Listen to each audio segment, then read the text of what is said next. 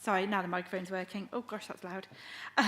Good afternoon, everybody. I'm joined today by Richard Ball, Head of Resources and S151 Officer, Sue Mullins, Legal Service Manager and Deputy Monitoring Officer, Paul Clark, Warwickshire County Council Internal Assets Manager, Karen Jones from Assets, Mason Ash, Democratic Service Manager, and Howard Allison from Democratic Services. Welcome all. There are no planned fire alarms scheduled at this time. Therefore, should the fire alarm go off, please make your way out of the building via the nearest fire exit to the car park beside the Windmill Public House. Councillors, when addressing the meeting, please ensure your microphone is switched on and that you speak directly into the microphone so it is picked up via the live audio feed. When you have finished addressing the meeting, please turn off your microphone immediately. Please do not move the microphone from its set position, and when speaking, ensure the microphone is directly in front of you and not to the side or up high. Please ensure you have switched off or to silent any devices that you have that may interrupt proceedings. Please note that this meeting is also being broadcast live and members of the public not in attendance today are able to view the proceedings. We'll now move on to the agenda. Item 1 on the agenda, apologies for absence. Have we received any apologies? Yes, good afternoon, Chair. We have apologies from Councillor Ian Fradgley, Councillor Jenny Fradgley, Councillor Ostrander and Mr Mike Dutton, the independent member. We have two substitute members, Councillor Johnston and Councillor Rice. Thank you very much. Item 2 on the agenda, do we have any disclosures of interest, please, councillors? No disclosures of interest. Thank you very much. Item 3. Are there any points members wish to raise about the minutes? Can you please indicate? Otherwise, I will take the minutes as noted.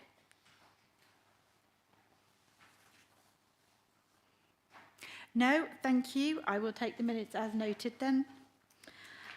Right. Number 4, the start time of meetings.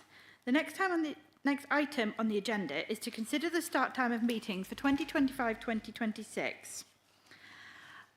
I would like to propose that the meeting times continues at 4 p.m. on the afternoon. Do any councillors wish to offer a different time, please? All happy with that time? Thank you. Then, do I have a seconder, please? Thank you, Councillor Rolfe. All in favour, please, councillors? See a show of hands. And it is carried. Yeah. Did you need? We'll just vote against. Okay, thank you.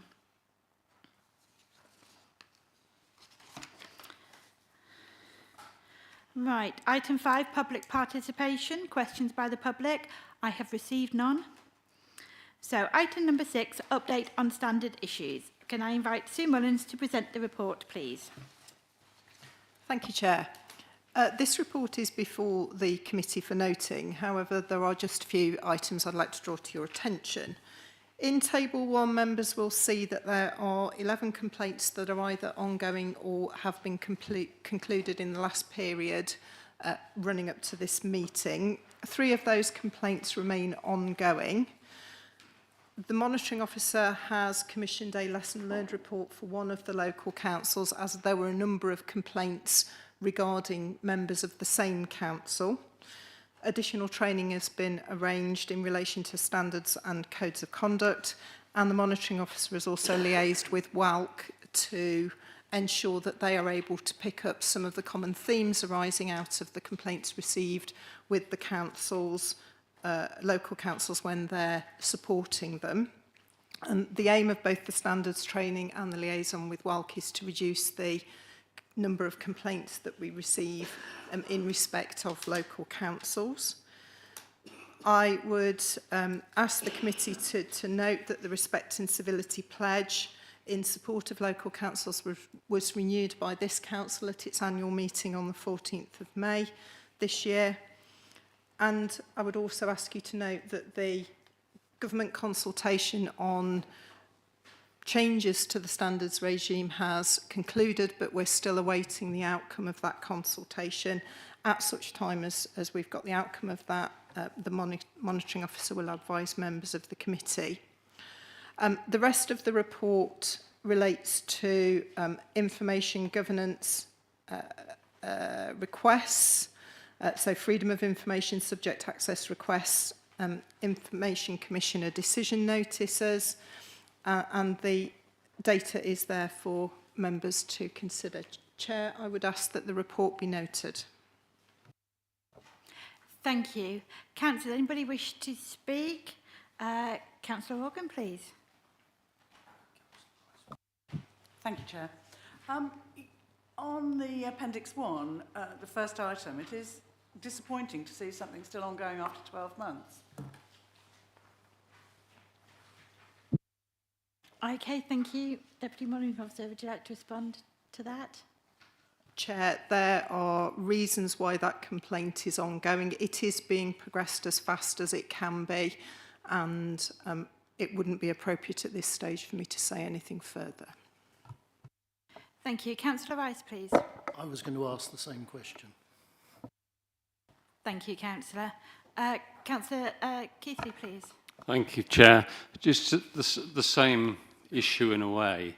I had a number of complaints about the length of time it was taking to resolve some complaints that have been put to the monitoring officer. So complaints about complaints. In the report on page 9, it says that the monitoring officer has commissioned a lesson learned report for a particular council. I wondered whether or not that lessons learnt report had benefit to be circulated more widely. I mean, and whether or not, in fact, councillors might see that lesson learned report as well. I'm not suggesting for a moment that details should be included on if it contains information relating to particular complaints or individuals, but in view of the fact that lessons learned have been has been written for some difficult areas. I wondered whether or not that could be shared more widely, and whether or not, in fact, we could see what those lessons were. I'm in some difficulty because I haven't seen the lessons learned report, but as a matter of general principle, I'm sure it could be presented in a way that identifies the issues that came out of the report and the recommendations for action, if there were any. My only question would be, would members want that to come to a future meeting, or would you prefer a kind of end-of-year review of any lessons learned reports that may have been commissioned? Thank you for that response. It's the first time I think I've read that there'd been a lessons learnt report, and it I think potentially arose from a series of complaints from the same authority. Personally, I would like to see something sooner rather than later, if it was possible. I think if we've written a report on the lessons we've learned from dealing with these complaints, I think we ought to at least understand what those lessons are. I think that should be shared quite widely, because I think a lot of parish councils suffer from receiving complaints. That's what I would say. If anyone's got any points on that, I see Malcolm might have, so I'll shut up, but I do have another question. Thank you. I will come back to you in a moment then, Councillor Keithley, on that. Councillor Johnson, please. On page 10, at the top line, I don't really understand what's intended here. The aim this year is to manage the number of complaints received down from the previous year. How do you do that? Chair, I think that's the point of the 1, 2 and 3 above that particular sentence. So having a lessons learned report for one particular council, arranging additional training, liaising with WALC to ensure that they're aware of the issues so that when they're supporting local councils they can assist with those types of issues. I think all of those together are what can help to reduce the number of complaints. Yes, Councillor Keithley. Well, in which case, just following up Councillor Johnson's point and your response, I think it'd be quite interesting to know what the sort of advice to Walk had been in respect of that as well. So if you've liaised with Walk to discuss anonymised themes for them to take forward to support local councils, towns and parishes, and that's with the intention of trying to influence the number of complaints, because I'm not sure that you can aim to manage the number of complaints received down. I think that's not within your control. But it would be interesting to know what had been shared with Walk. Thank you. Thank you, Councillor. Yes, if Deputy Monitoring Councillor, you got that request, then we can look at bringing that forward as a future agenda item. And I thank you very much for your question, Councillor. Councillors, are there any other questions on that? Councillor Gill, welcome.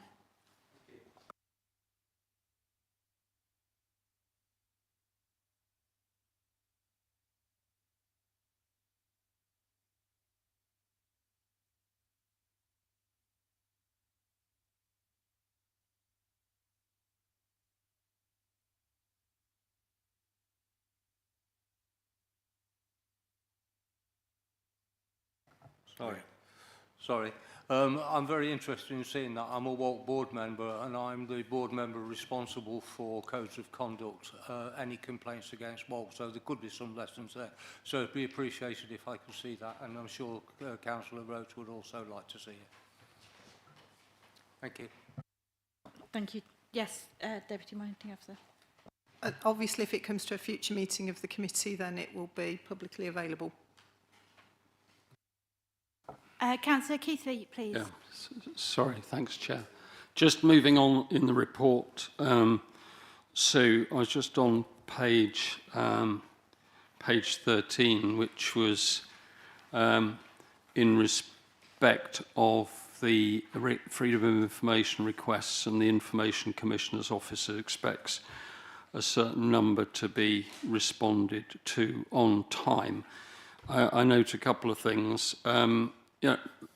It appears that the majority, on average, are responded to promptly, and that's certainly the case for Q4 24-25, which is that little graph we're seeing.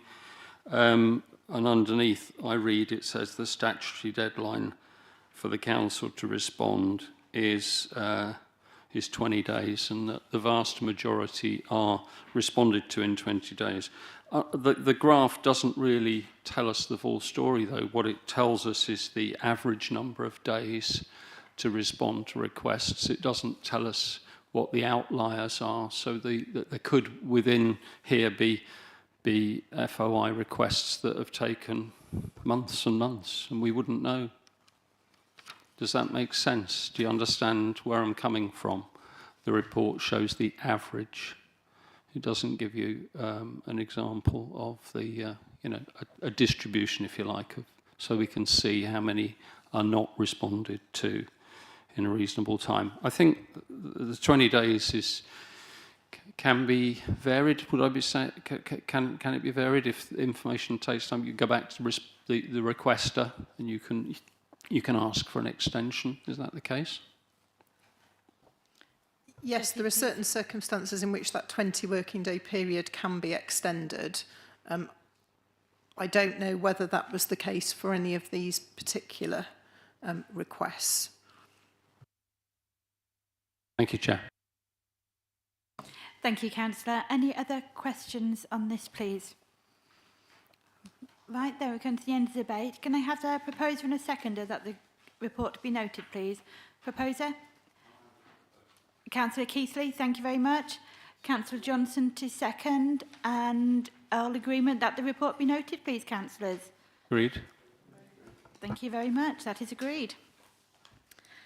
Now that is the end of the standards issue on the agenda, so I'd just like to invite, only if they wish, Councillor Gill and Councillor Roach, because that's the end of the standards part of the meeting.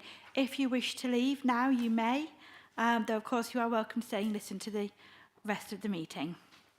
Okay.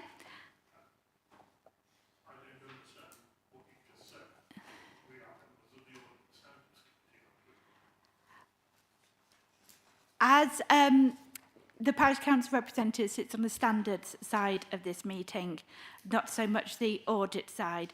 You are welcome to stay if you wish. I just thought sorry. I'm still speaking. No, I thought you're I not answering my question. We're members of the Audit and Standards Committee. You are members of the standards part of the committee. No, we're members of the Audit and Standards Committee. Not according to the Constitution. It is a standard size that you are invited to sit on at this time. Has the I was Constitution just changed then? Sorry, I am still speaking. I was just forwarding you an invitation in case it was something that you wish to do. You don't have to take me up on it. I was just giving you the opportunity. Of course, if you wish to stay, you may. Thank you. Moving on with the agenda. No, I'm asking you to explain. Point of order, Councillor Shenton. I'm asking you to explain. Point of order, Councillor Shenton. Chair, I have to say I'm a little bit mystified. Can we have some confirmation from the monitoring officer on this? Because my understanding was that they were members of the Audit and Standards Committee. That's my understanding as well. They've always spoken in the past in other areas of the agenda. Yes, of course, I can get you confirmation of that. The monitoring officer is just looking in the terms of reference at this moment, if you give her a moment to look in that.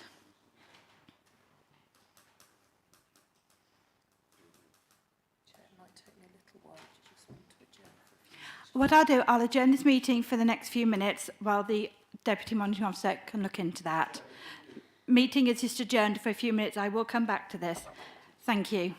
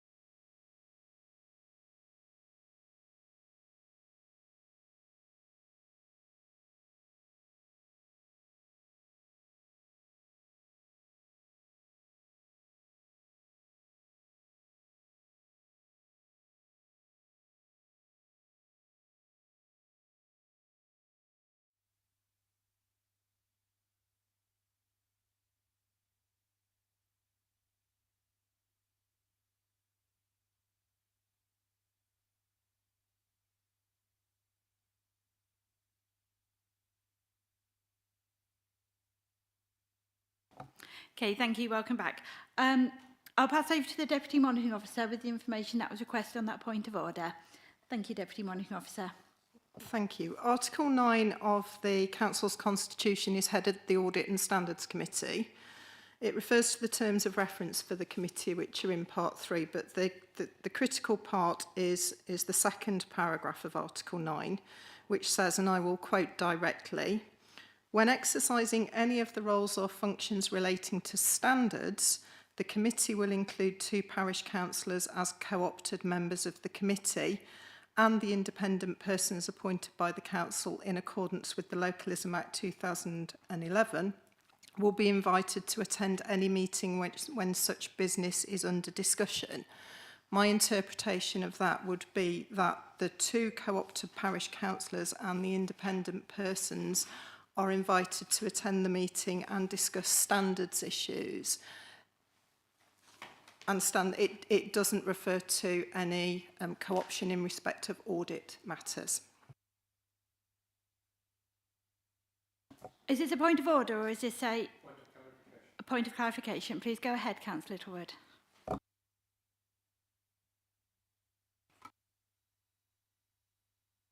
There we are. Right, thank you, Chair. My point of clarification is I'm looking at the front sheet to the Audit and Standards Committee Notice of Meeting Monday 28th July 2025, and I note that the reference to parish council members, co-optees and non-voting, the 2 gentlemen's names, and the independent members above their names, it does not say at that point that it is not they are not co-opted members of the Audit and Standards Committee. It simply says that they are co-opted, either as the legal officer has just said, reading out the Constitution. If that is correct, then this is wrong. It needs to be redrafted and it needs to be clarified.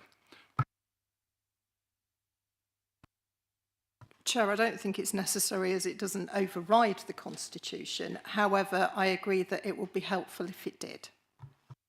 Okay, thank you. I'm going to move on with the agenda to item 7.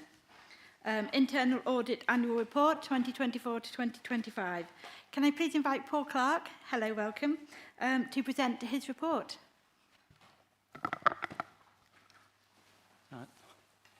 Thank you, Chair. So the report before us is the Internal Audit Service Annual Report for 2024-25. And we've got to the end of quite a long process where the 24-25 audit plan was agreed by the committee back in March 2024. We agreed a work plan which is designed to give opinions across a whole range of different audit areas so that we can give an opinion at this stage on the overall governance, risk management and control environment for Stratford District Council. And as the report sets out, the work that's been completed across the 24-25 year gave 17 different opinions. Of those, 2 were full assurance and 9 substantial assurance out of the 17, and then there were 6 moderate. So overall, the majority of the opinions was substantial assurance, and which is a positive reflection on the controls within the council. Another aspect that we take into account is that not only do we undertake internal audit work and identify issues that need to be addressed, but we also look at whether action's been taken based on those reports that have been completed. And so we note within the report that as we take to the management team periodic reports on progress with actions that have been taken. And for 24-25, there were some overdue actions, but that was down to 8 actions that were overdue, slightly lower than the previous year, where there were 9 overdue actions. And the number of fundamental overdue actions was down from 2 to 1. And that gives me some confidence that the management are taking action on the audit work that's undertaken, and helps us to be able to give what is a substantial and positive opinion on the control environment, which is substantial assurance as set out in the report. I'll just add that since the March report, where I brought an update to the committee on the 24-25 work, what we've incorporated into the annual report is the completed work since March. So since the March report, there's been another 9 opinions added in, and they're in the appendix to the annual report to give a full picture of where we've got the opinions from. So happy to take questions on the report, Chair. Thank you. Thank you, Mr. Clark. Councillor Rolfe, please. Thank you, Chair. On page 28 at the top of Appendix A, Deputy Chief Executive Service, the activity corporate property. Can you put a bit more explanation around that, please?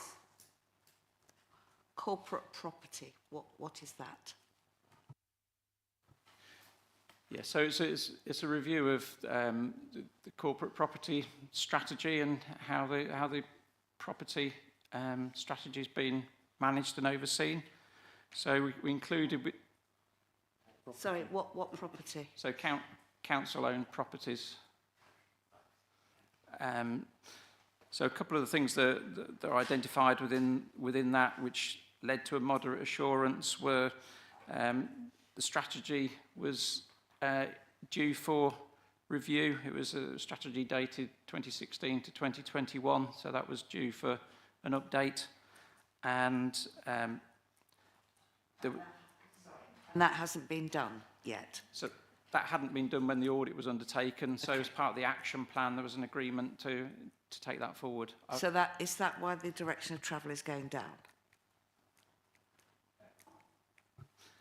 Yes, that's right. So we audited previously in 2017. It was a moderate assurance. 2021, it had gone up to substantial assurance. But when we reviewed it again in 2024, it was moderate because of that need to update the strategy. Thank you. Thank you. Councillor Littlewood, please. Thank you, Chair. Actually, I'm following on from Councillor Rolfe's question, if I may, because there are 3 items on that first page 28 showing a reducing, a downward direction of travel. All 3 have a level of assurance of moderate, but I'm just wondering what that means in terms of SIL and S106 monies and contract management. In terms of the S106 and SIL monies, is that referring to actually getting out and getting proper projects to have that money spent on, or is it in terms of the management and administration of that, or collection? Or could you be a little bit more a little bit more information on that? And in terms of contract management, I wonder what that means as well, because that's slightly more concerning if we're not doing very well in managing contracts. And again, a little bit of extra information around that would be very helpful, I think.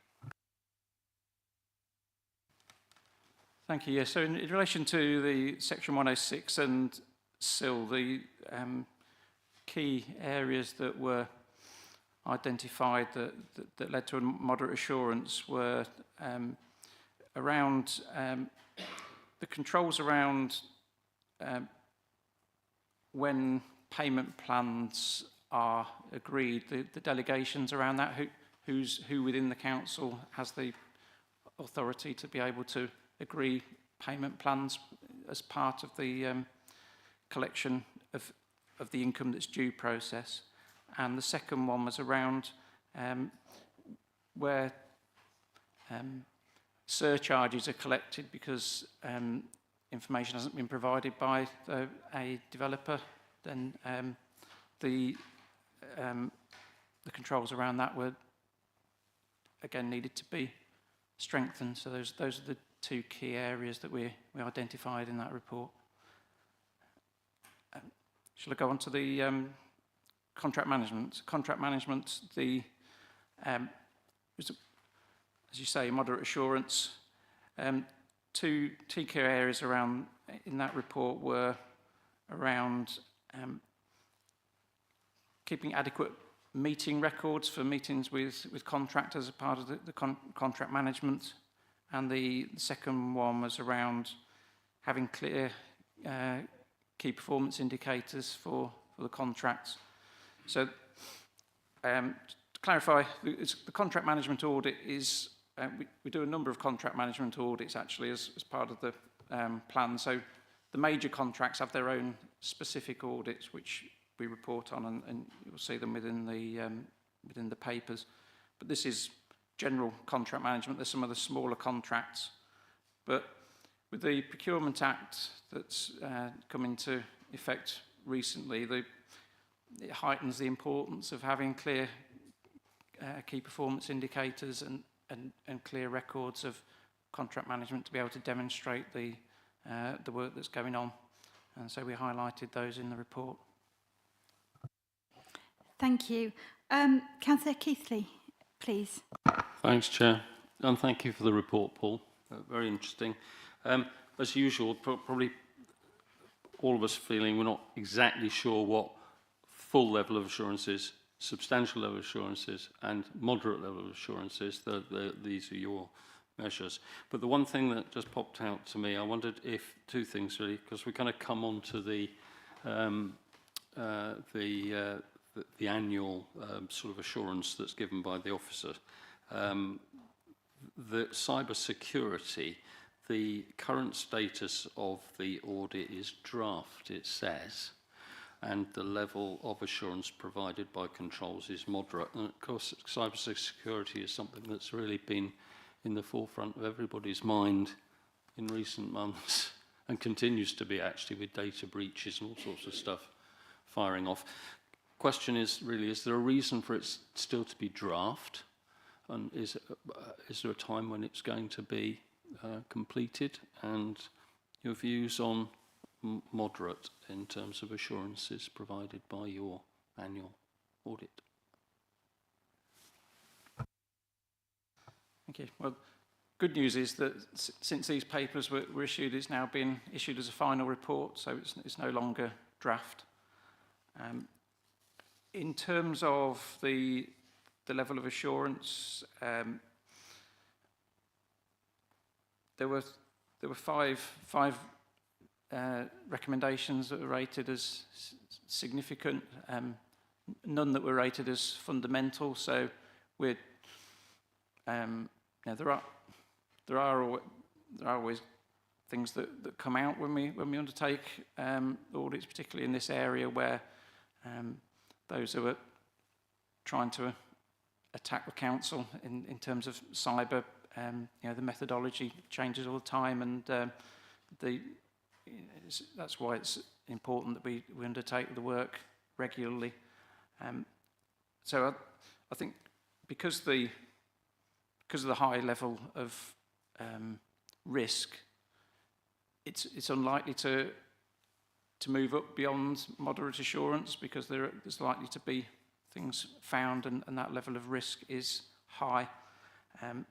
But the moderate level of assurance is similar to the previous year. We did an audit last year. I've got no particular concerns that things have got worse. They haven't got worse. In fact, there has been action taken on the recommendations that were made from the previous report, so I'm satisfied with that. And it's, as you say, it's an area that needs constant vigilance. Thanks a lot, Paul. That's fun. I'll probably have a question about this in the annual governance statement item on the agenda later. Thank you, Councillor Keithley. Councillor Hunter-Sullivan, please. Thank you, Paul. Just going back to corporate property, does that include land owned by District Council? Yeah, it would include land and buildings. That's right. Yeah. Okay, thank you. Councillor Shenton, please. Thank you, Chair. Paul, just it made me my understanding, so forgive me if it's a stupid question. You mentioned that there were 9 recommendations outstanding. On page 24, you mentioned it. You mentioned 9. Are there any outstanding at this point in time? I think I'm not quite clear whether we've got some outstanding or not. Yeah, so there are always going to be recommendations outstanding. We issue reports throughout the year. So we're highlighting ones that have gone beyond the agreed implementation date, so where they become overdue, we need to monitor that and liaise with management. So we take reports twice a year to the management team where we do a review. These are the actions that have been issued. We get the information back from the services on action that's been taken and which ones can be closed, but which ones are still outstanding, and then that's reviewed by management team to see what action has been taken and to expedite them where it's necessary. Having gone through that whole process, we were down to, I think it says in the report that there were 8 overdue actions at the last review, which for a council of this size is I'd say positive. It's in line with our sort of expectations. Have a follow-up question? Yes, please go ahead, Councillor. Thank you. Sorry, I meant 8, not 9. I'm not quite sure where I was looking there. So of those 8, though, 1 is fundamental, which and 3 were rated significant. Are you able to put any more context around that? I mean, that fundamental would seem to be problematic. How old is that one in particular? Significant, slightly less, but still, if you like, problematic. So can you put any more context around those? Yeah, I haven't got all the details of those in front of me, but I don't know whether Richard has any of that information. But, no, sorry, I don't have that to hand either, sorry. Councillor Shenton. So I find out, I'm just struggling with this then a little bit now, that neither Richard nor yourself can tell us what those are, and yet one of them is fundamental and 3 are significant. Struggling with that. Yeah. I could certainly get that information out of our systems and share it, but I don't have it in front of me at the moment. Councillor Shenton. Can we do that then as a matter? Actually record that that's an action that I think that's something we should know about as a committee, even if it's on blue papers, if you like, restricted. I think we should know a little bit more about what happens there. Oh, sorry, what's happening. Yeah, sorry, I cut you off then by accident. Apologies. Yes, absolutely. That is something we can look into providing, whether it be blue papers or as a confidential agenda item in a future meeting. But thank you very much for that suggestion, Councillor Shenton. Councillor Rice, please. Yeah, excuse me. I'd quickly like to go back to the S106 and SIL. The comment you made, I think, was that there was something to do with the role of officers. You didn't mention an action plan, and I was wondering whether, I believe an S106 officer has been appointed recently, whether that was one of the actions that arose. Thank you. So, as regards our audit, an action plan was agreed as part of the audit process. So, you know, appended to the report, there's an action plan addressing the issues that are identified. I'm not aware that there was an appointment of anyone. I don't think our recommendations required anyone new to be appointed. That must have been something more outside of the scope of what we're looking at. Sorry, I'm going to ask another one. So what was in the action plan? Anything specific? So there was the need for clarification around payment plan delegations, who's got the authority to agree payment plans, and second one was around the control of whether or not surcharges are made against the developers where the information that they're required to provide hasn't been provided in a timely way.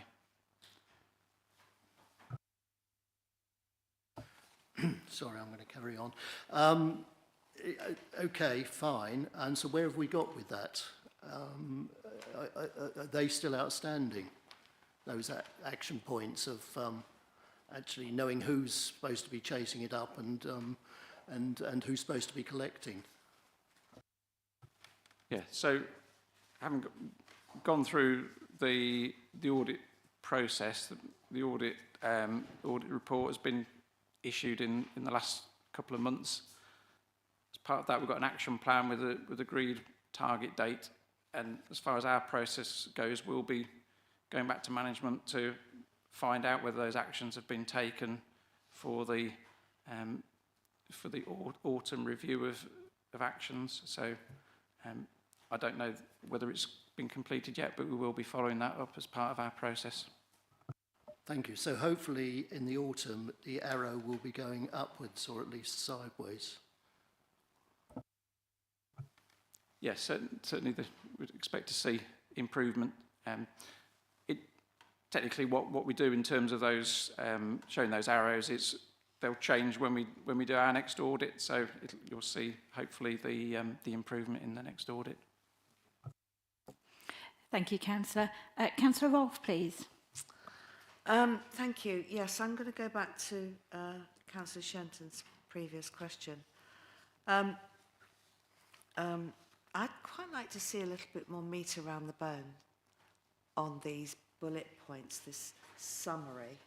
It'll save us, all of us, asking you lots of questions if you just put bullet points of the action plan around any direction of travel that's going downwards, because I think what we're interested in is the direction that's going downwards. We don't want to see that. We want to see it either moderate or going up.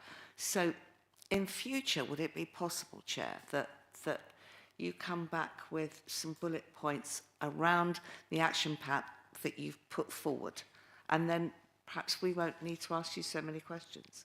I think it would make our life a lot easier. Thank you.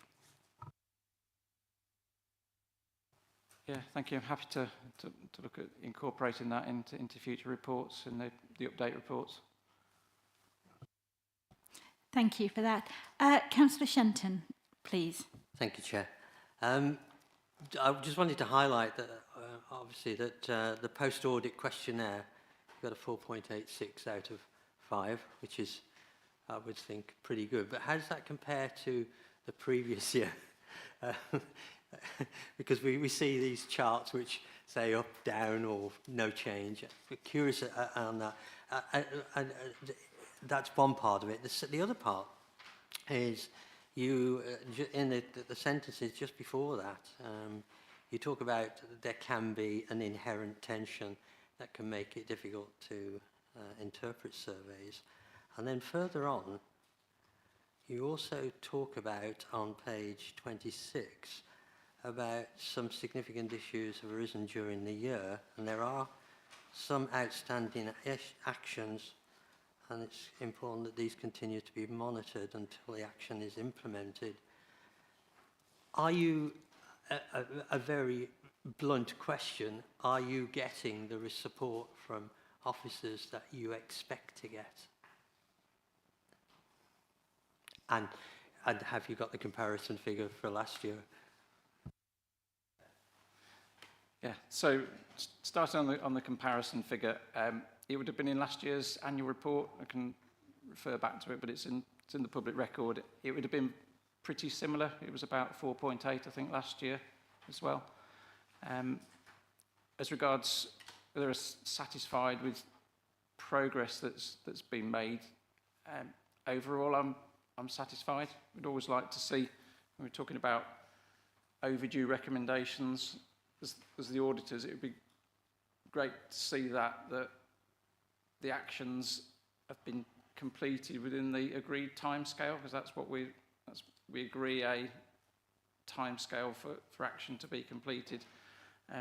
But in the real world, we're never going to get to 100% implementation. And what I'm setting out in the report is, overall, I'm satisfied that management is taking action on the audit findings, and that's part of the consideration in giving an overall substantial opinion. Okay, councillors. Right.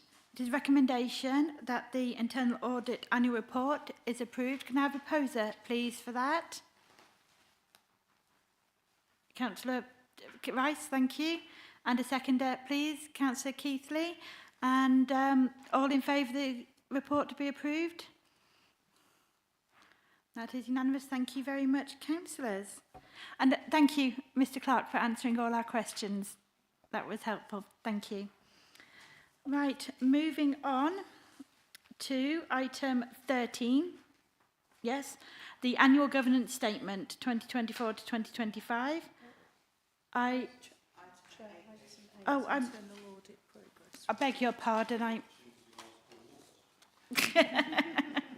Sorry, Mr Clark, I was going to let you off so easy there. My mistake. Item 8, internal audit progress report, please. And I'll invite you again to present this report.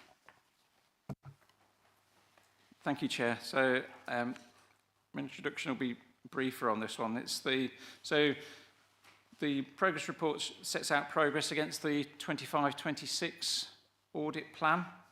The work that's been completed since our March committee is included within the annual report, which was the previous reports we just looked at. So 25-26 audit planned work is going ahead as I would expect. So there's been, as reported in here, the insurance reviews been completed, and that was given a full assurance rating, which was up from the previous audit. There are, as the report was being prepared, there were also audits on payroll and building control in progress, and the findings of that will be brought to the September committee, because I know that they're now almost complete. But most of the work since the last committee has been in completing the 24-25 work, and that was in the previous report. Thank you. Thank you for that. Any questions from councillors, please? Councillor Keithley, please. Yeah, thanks a lot, Paul. Probably I'm not the only one to have noticed that when we looked at the audit plan summary for 24-25, many of the items in each of the service areas are somewhat different to those that you choose this time round for this update. So the question as to who decides when you'll do what. Like, for example, for the chief executive, it was performance management annually, and this audit you're doing scheduled to do operational risk management and payroll, for example. So how do you go about deciding? Yeah, so the schedule of audits is it's agreed through the committee. It came to the March committee, so the plan of work for 25-26 is going to be different from what it was for 24-25. So we do an ongoing cycle of work, but the audit planning process is looking at what the risks are that are facing the council. We have discussions with all of the senior managers in the council during the sort of January, February period, and where we review the risks, work that's been undertaken previously and the outcome of those, where there's been limited assurance, we'd probably recommend revisiting those, and that's all brought together in a proposed audit plan for the year, which goes to the March committee, where members have the opportunity to review it at that point. And then what we're doing now is bringing update reports against what was agreed in that plan in March. Thank you, councillors. Any further questions? Please, councillors. Okay, then you are asked for the report to be noted. Can I have a proposer and a seconder for this to be should try that one again. Can I have a proposer and a seconder for the report to be noted? Proposed by Councillor Shenton, thank you very much. Seconded by Councillor Littlewood, thank you very much. All in favour, councillors? Thank you, that's in full agreement. Thank you very much, Mr Clark. Right, now we'll move on to the annual governance statement, please. Can I please invite Richard Ball to present this report? Thank you, Chair. This paper introduces the annual governance statement for the year ending 31st March 2025. It forms a key part of the Council's governance framework and is a statutory requirement under the Accounts and Audit Regulation 2015. It provides an assessment of the Council's governance arrangements, drawing from the work of internal and external audit and senior management. It also outlines any significant governance issues identified during the year and the actions that are being taken to address them. This paper seeks the committee's approval for the statement prior to its inclusion in the Council's Statement of Accounts. And I know there's probably a question from one of the members, because you've mentioned it earlier, but if there's any further questions, I'm happy to take them. Thank you for that, Mr Ball. Councillors, any questions to Mr Ball, please? Councillor Shenton, please. Just one very quick one. When we look at section 10, litigation, it says there are no new litigation issues affecting the council during 24-25. How do you define significant? That's an interesting one from my perspective. What is significant, what isn't? Sorry, I know if you can't deal with it now, I'm quite happy to take from a finance point of view, it's going to be based on value, and I take guidance from our monitoring officer as to what would be considered significant if it was a reputational issue. So it's either financial or reputation.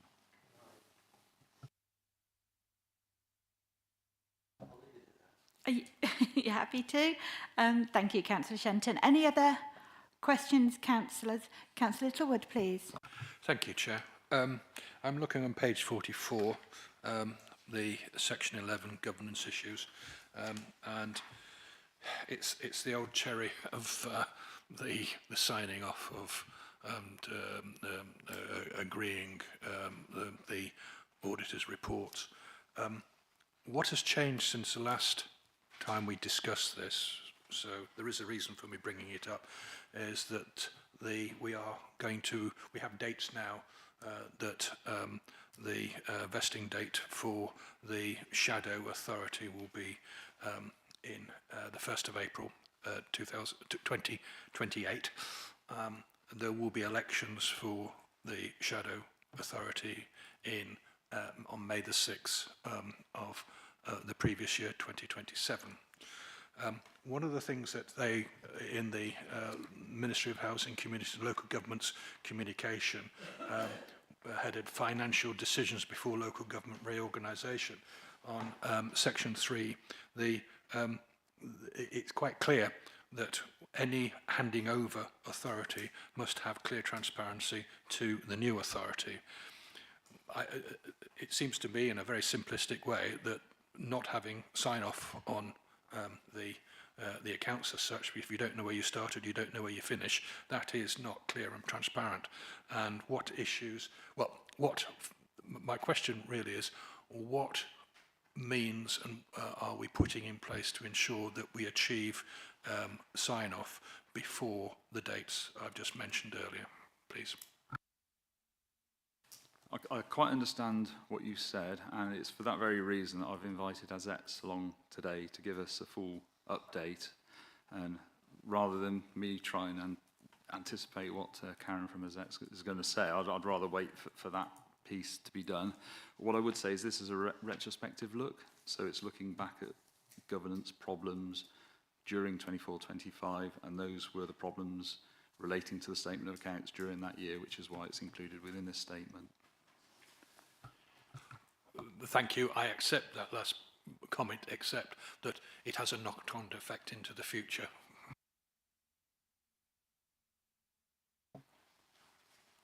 I beg your pardon, Councillor Keithy, did you wish to speak at this part, or? I know you waved at me slightly, but I wasn't too sure if you wished to. Richard would just comment on this issue in his report. Page 38, Richard, under cyber threat, and the question I raised about the you know, the assessment made on by the internal audit, when you said here it has become essential to ensure the council adopts robust cybersecurity measures, conducts regular risk assessments. Could you just tell us what you're doing in that respect of these risk assessments? Do we have external people coming in, stress testing the system, and you have security people in trying to hack their way in a friendly way? Do you? Is that what you're doing? That is. I think that's what we're looking for, some assurance. I'm not going to go into detail of what we do because I wouldn't want to put out there exactly what you're doing. What we are and what we are not doing. Right. But we certainly do engage external people to do penetration testing. Penetration tests, okay. We have external companies testing other weaknesses. Okay. And that's ongoing, is it? That is definitely ongoing. That's an ongoing piece of work. And accelerating. And okay. Whilst we've concentrated in the past mainly on staff, we will be looking to do the same with members as well to ensure that they're not compromising. So we can look forward to some penetration tests. Certainly.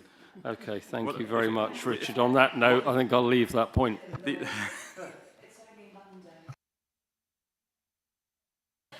Councillor Shenton, would you like to follow that? Not really. I think I'd let Stuart wallow in that, in the discomfort. Very simple on this one. I think it's section 2. During the year, notice was given by Warwick to withdraw from administering business rates on behalf of Stratford with effect from the 31st of March 25. And then it goes on to talk about which Avon continue to undertake. It feels like there should be in that first sentence an and. So what? Who is dealing with the business rates then?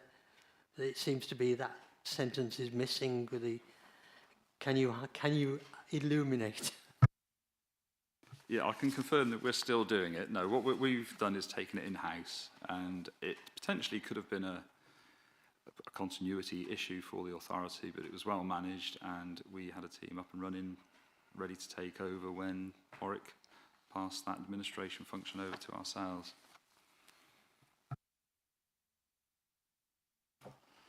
Councillors, are there any further questions, please, on this item?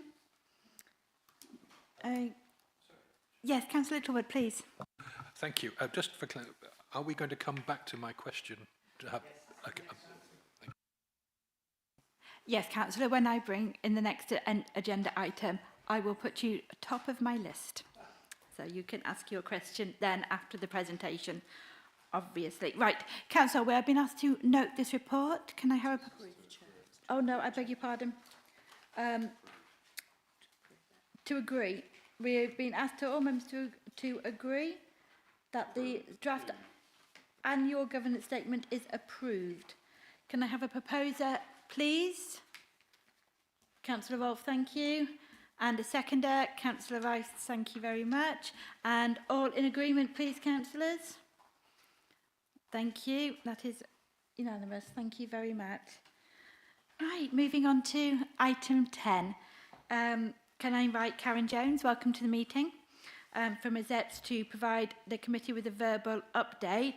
We do also have Andrew Ferguson, who is on from AZETS. He's online via Teams if he is required to answer any questions.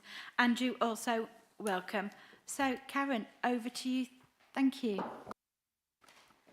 Thank you, Chair, and happy to be here to provide an update in terms of where we are as a sector and where we are as your external auditors to working to rebuilding back that assurance over the years that this council has received disclaimed audit opinions. As you know, Stratford-on-Avon District Council has had disclaimers of opinions issued over the last 3 years. What I would say is this council is not unique in that position. There are other local authorities that are in the same position, if not even worse. They have more years or less years. So it is not just this council that is in this position. The government in its publications has been clear that where the backstop dates, which I will come on to, have resulted in disclaimed opinions, the local authorities should not be unfairly judged in respect of that. How we are in this position is very complex, and there are multiple reasons why we are in this reason. And the government has developed a way forward where it is looking to, or has started, the process of resetting, recovering and reforming. The reset phase has now been completed. The reset phase was to issue opinions on those financial statements where you had not received an opinion, and that happened at December 2024, where all those accounts that you had with no opinion were provided with disclaimers of opinion. We have now moved into the recovery phase. 23-24 was the first year of that recovery phase, and it will cover a 5-year period up to 27-28.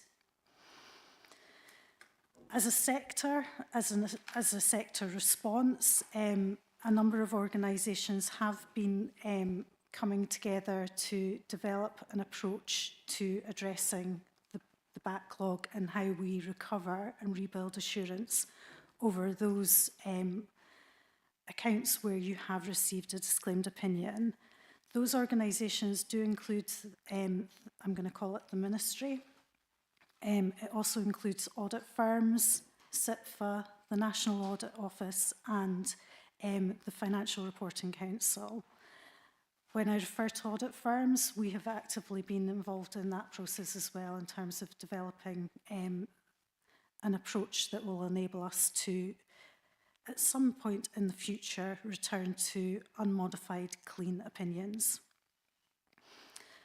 The most recent and probably the most pivotal piece of guidance was issued in June this year that has been developed based on those discussions with those parties, and it's been issued to auditors as guidance on how we rebuild that assurance. I will come on to what the challenges are in relation to that. What I would say is that it is guidance for auditors. It does not, and it is guidance for auditors to address and work back to rebuild an assurance, but not every local authority within that sphere is also facing local government reorganisation. This guidance does not take or reflect on that. It is guidance for all local authorities, regardless of whether or not they're facing local government reorganisation. As you will appreciate, the annual accounts are complex and difficult to interpret, and they also provide a dual function. complying with proper accounting practice, but equally they provide users of the accounts with information around about statutory reporting requirements. So, for example, for the interests of certain users, it's how what your general fund is and how the council is maintaining and using its resources that are made available to it. What I would say is the annual accounts that you have received over the last 3 years, the Section 151 officer is providing a statement within those financial statements to note that they do give a true and fair view. We are then coming in as your external auditors to provide an opinion on those accounts, and it is an opinion on those accounts that covers not only the proper accounting practice, but also that statutory element as well. So there are two parts to, I would say, the recovery phase of the government's intentions. The first is restoring audits back to being held, reported on a timely basis. And they introduced backstop dates. So we have already been through a cycle of 2 of those backstop dates. The first one being to enable that reset of the previous year's annual accounts, and that was in December 2024. For the 23-24 annual accounts, we had a backstop date of the end of February this year. They are phased over a 5-year period with the view that actually we would be back to reporting on timely audits by November 2028. That is the reporting side. That does not necessarily mean that you will have received a clean opinion at that point in time. So the other challenge, and this is the key challenge, is returning to delivering unmodified and clean opinions. And one of the key challenges that we have as auditors is that we do not have any assurance over the opening balances where there has been disclaimed opinions. So in order for us to obtain that assurance, one option would be for us to do the audits going back to your last unqualified opinion, which would be 3 years for this council. However, across the sector, it is agreed that that would be inefficient, costly, and not only for ourselves as external auditors, but equally for council and the council's management team in the preparation of accounts and serving the audit. There isn't capacity within the system to enable that. Therefore, this working group, as I mentioned, including the ministry, the regulator, audit firms, have been looking to come up with a proposed methodology that would allow us to achieve that requirement to gain assurance over opening balances, but not have to re-perform or deliver the audit for the last 3 years. The guidance came out in June 2025 that will allow us to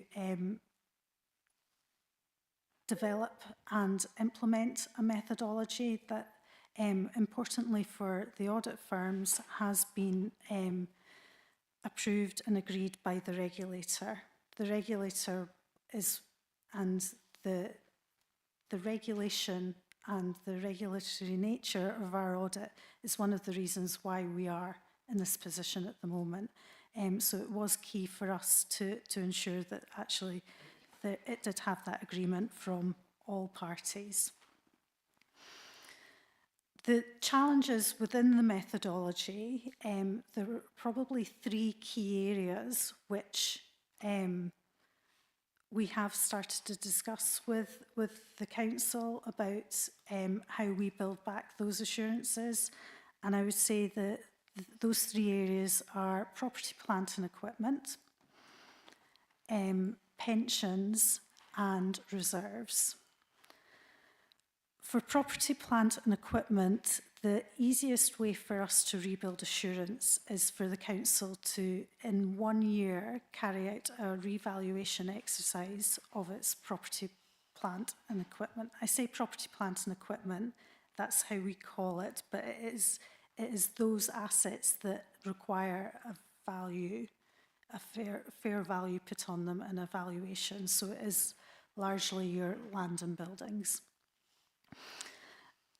So we have been discussing that with the council, and the council has agreed that they are going to carry out that full valuation exercise. That will enable us to basically start and reset for the property, plant and equipment and give us that assurance over those balances. The other area is pensions, which the council is due a triennial valuation in 25-26.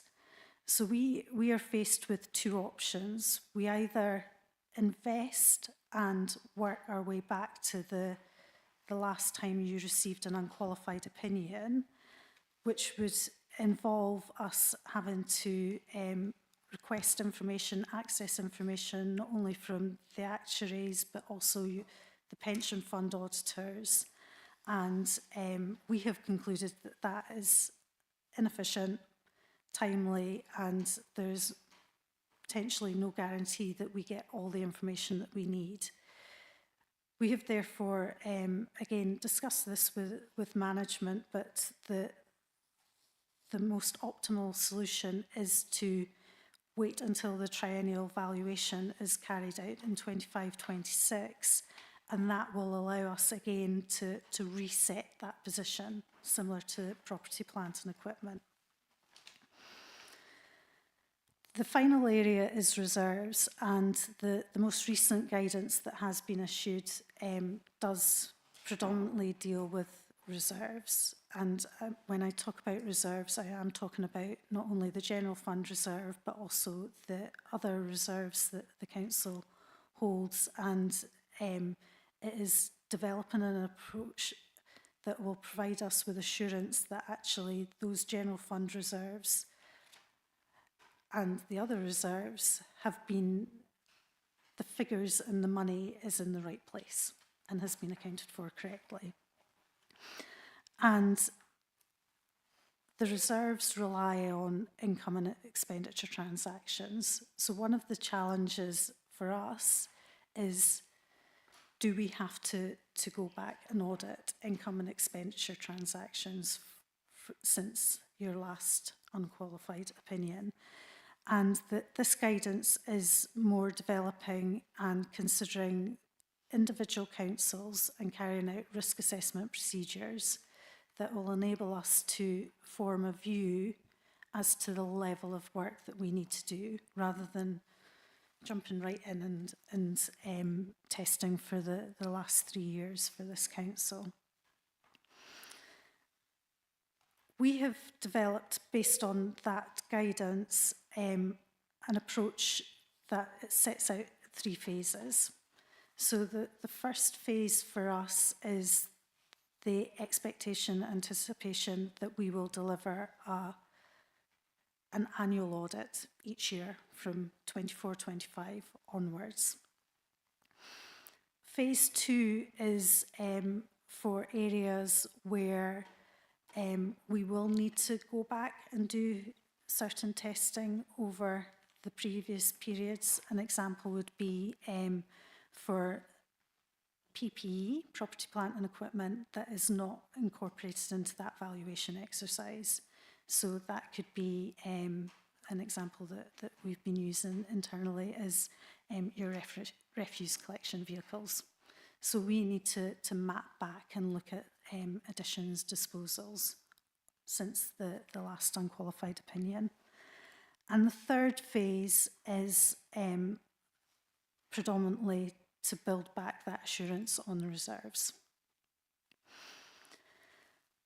One of the challenges that we have is the timing and how long it will take us to rebuild that assurance. And the earliest opportunity that we have would be the 31st of March 2028, which does in itself bring about challenges because, as you've mentioned before, from the 1st of April 2028, this council will no longer exist, but our audit activity will happen up to potentially that last backstop date of the 30th of November 2028. So that is in part one of the challenges. The reason why this is going to be the earliest that we can deliver that is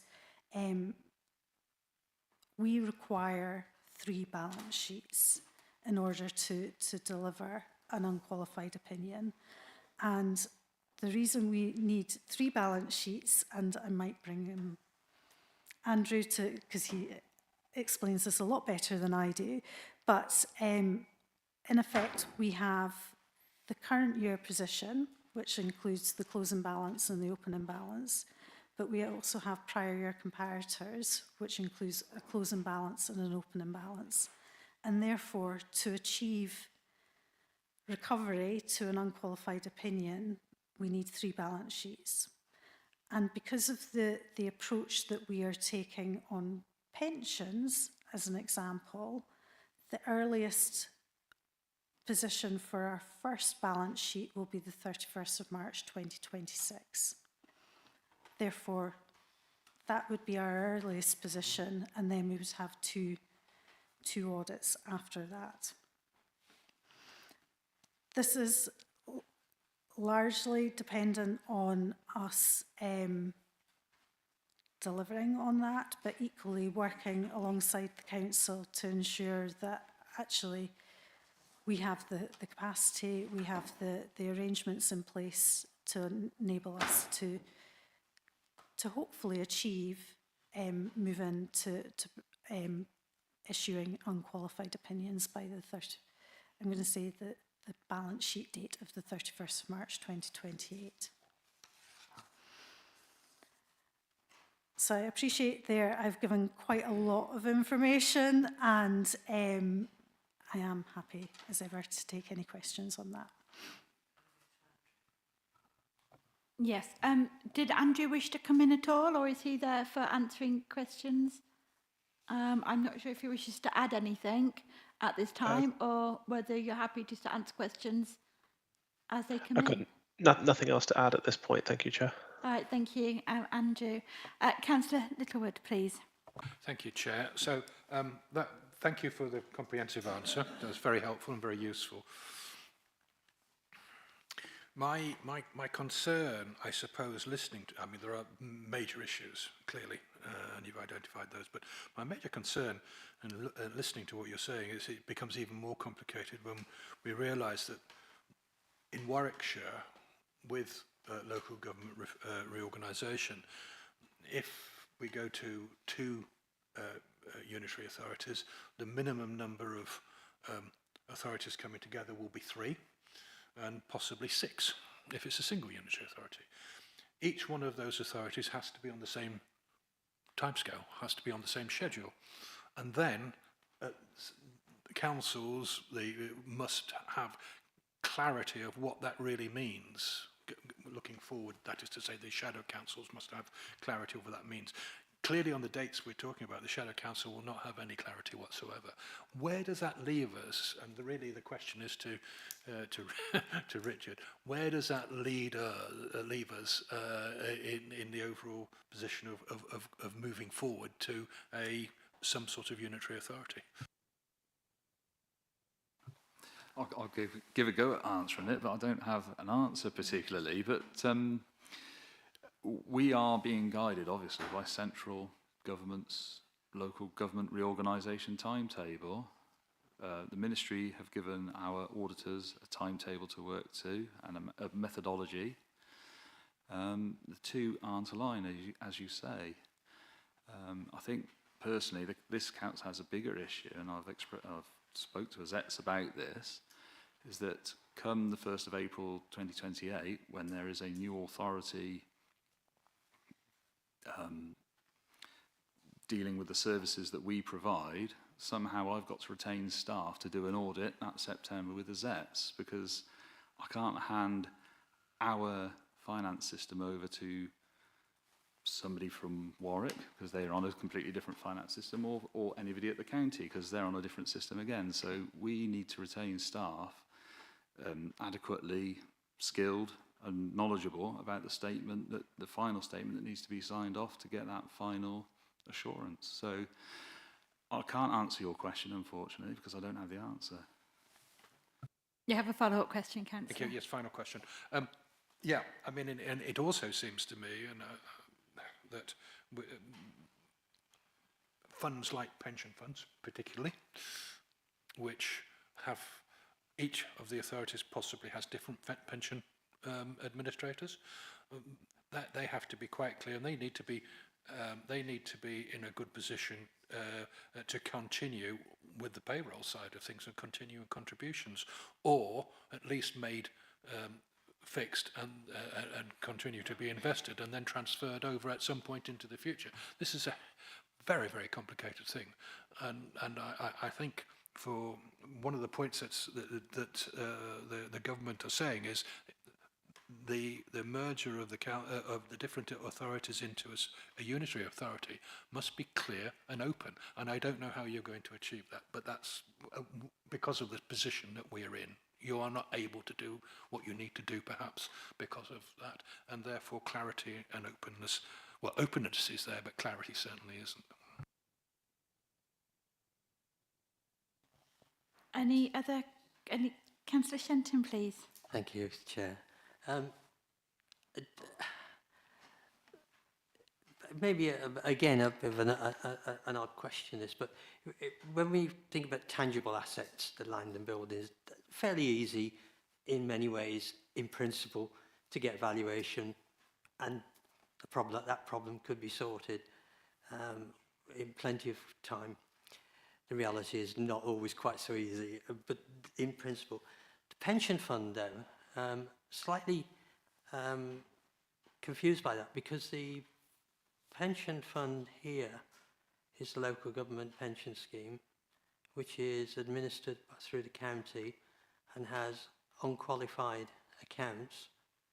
As far as I'm aware of, I haven't seen the latest there, but as far as I'm aware, they're still unqualified and in actual fact showing a surplus.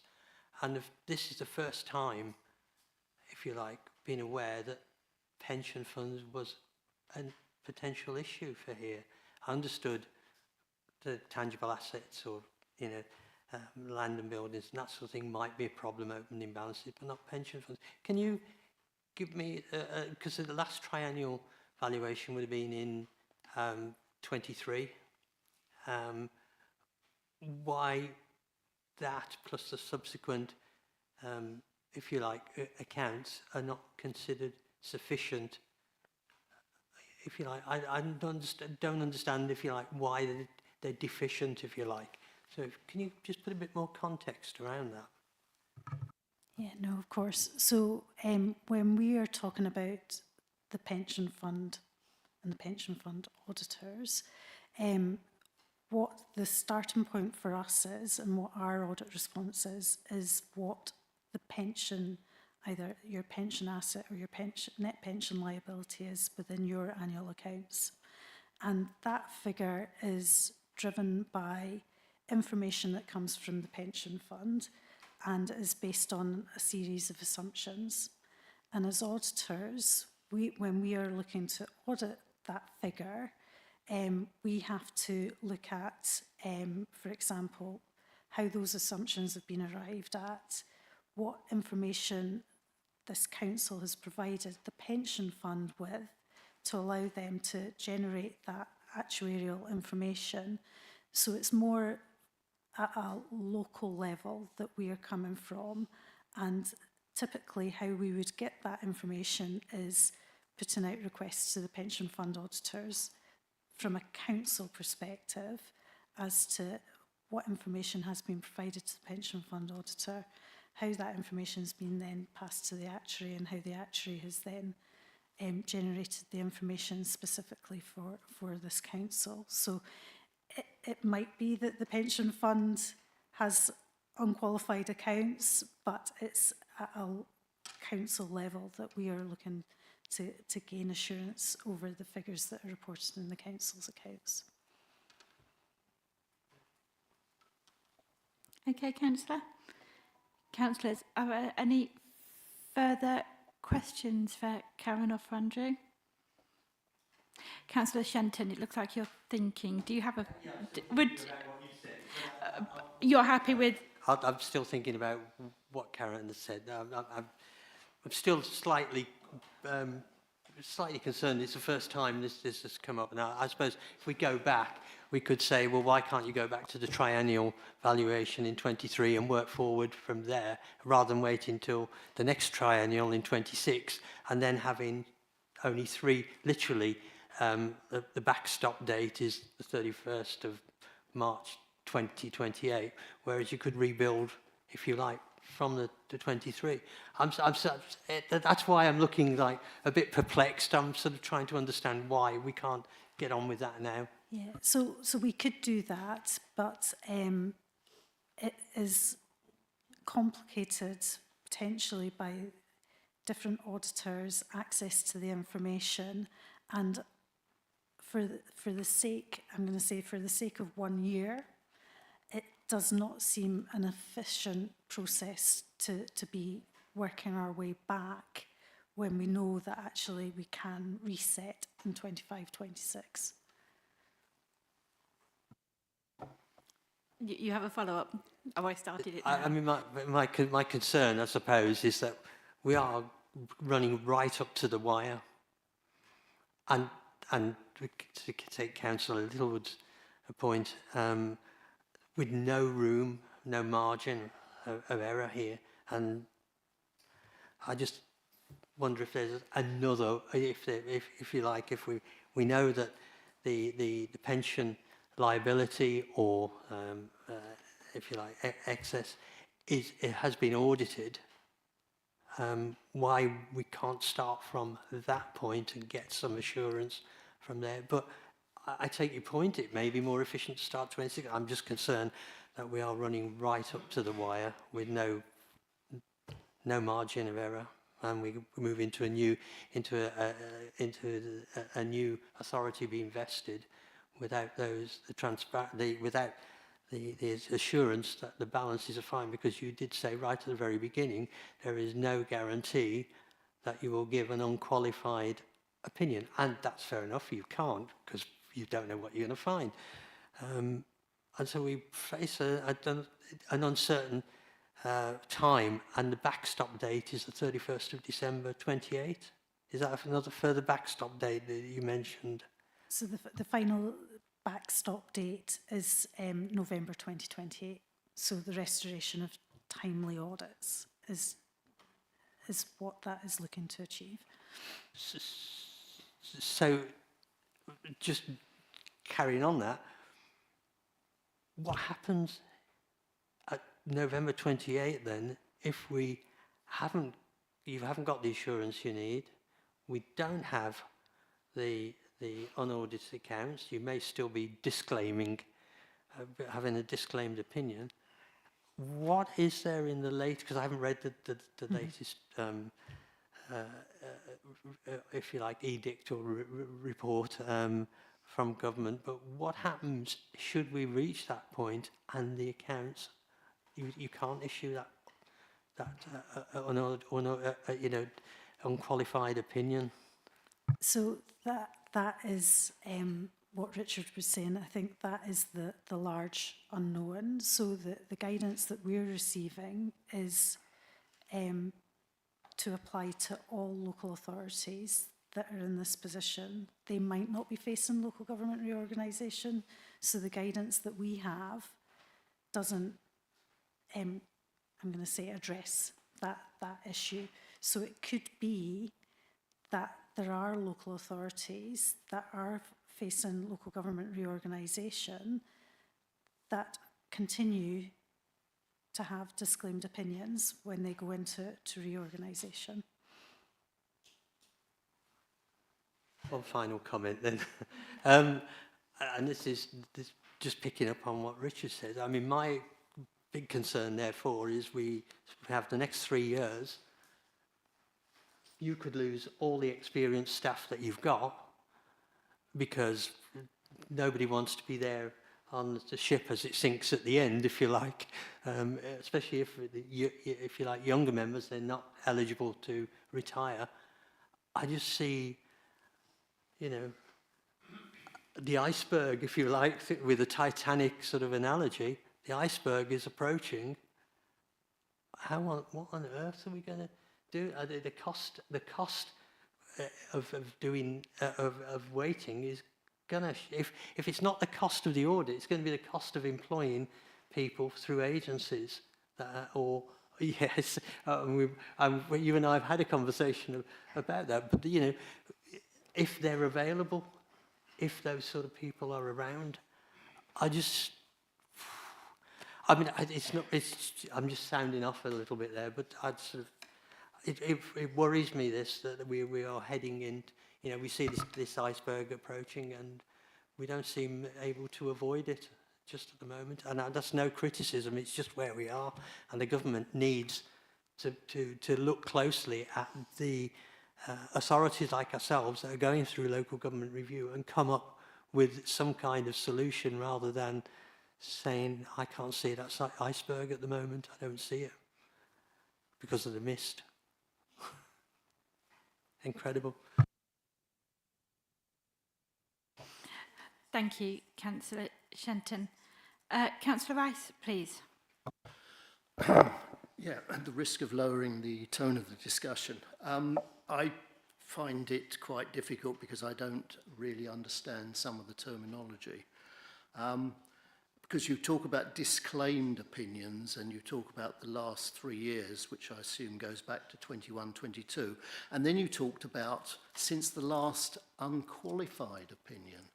And I was just wondering when exactly that was. Was that 2021 or was it even earlier? And my other question, which is more or less along the same lines as Councillor Shenton, is to what extent is the document you received in June 2025, a guidance for rebuilding assurance, to what extent... No, I'm going to change that. Would you be doing what you're doing in this way if it wasn't for local government reorganisation? Or would you actually be doing something a little different to what you're actually being asked to do? I'll maybe answer that question first of all, because that's probably the more straightforward question. So this guidance has been issued for all auditors that are auditing local government bodies, regardless of whether or not they're going through local government reorganisation. So that is the accepted approach. It is deemed to be the best way forward without having to go back and audit 3, 4, 5, or even 2 years worth of accounts. When I talk about unqualified opinions, disclaimed opinions, apologies, we live in an audit bubble, and sometimes we get carried away with what we're talking about. So for this council, when we talk about unqualified opinions, that is ultimately a clean opinion. So we have, as auditors, provided an opinion on those accounts, and we have no qualifications associated with it. The last clean opinion that this council received was 2021. So the 31st of March 2021. Since that time,